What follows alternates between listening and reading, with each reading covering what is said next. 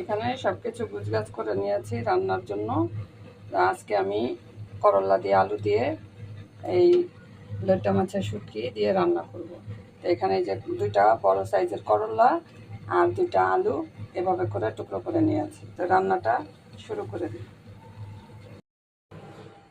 তরকারিটা বসানোর জন্য কড়াইতে এখন তেল দিয়ে দিচ্ছি, পেঁয়াজ দিয়ে দিচ্ছি দুইটা বড় সাইজের,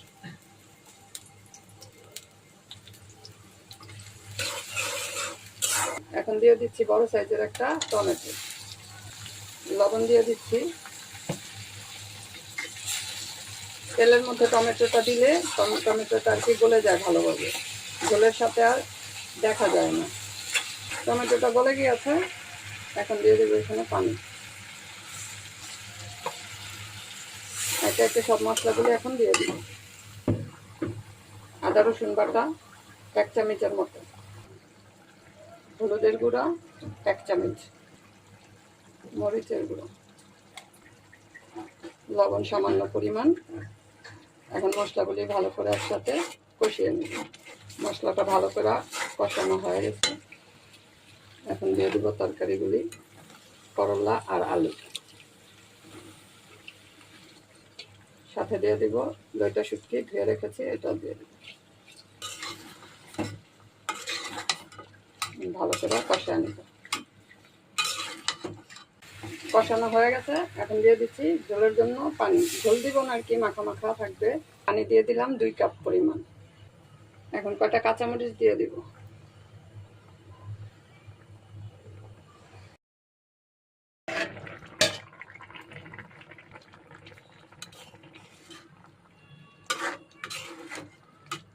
ঝোলটা আমি এরকমই মাখা মাখা রাখবো, বেশি ঝোল নেই, অল্পই আছে। আলুর তরকারি তো একটু টেনে যাবে। এই যে গলে গিয়েছে, লবণটা একটু লাগবে, এটা দিয়ে দিলাম। এখন দিয়ে দিব একটু ধনিয়া পাতা। শুটকিতে ধনিয়া পাতা না দিলেও হবে, কিন্তু আছে যেহেতু দিয়ে দিলাম। তরকারিটা হয়ে গেছে পুরোপুরি, এখন চুলাটা বন্ধ করে দিব। হয়ে গেছে রান্না, করলা আলু দিয়ে লইট্টা মাছের শুটকি। এখন আমি বাটিতে ঢেলে নিব। তরকারিটা বাটিতে ঢেলে নিয়েছি। কালারটা কিন্তু খুব সুন্দর আসছে, আর রান্নাটাও টেস্ট হয়েছে অনেক।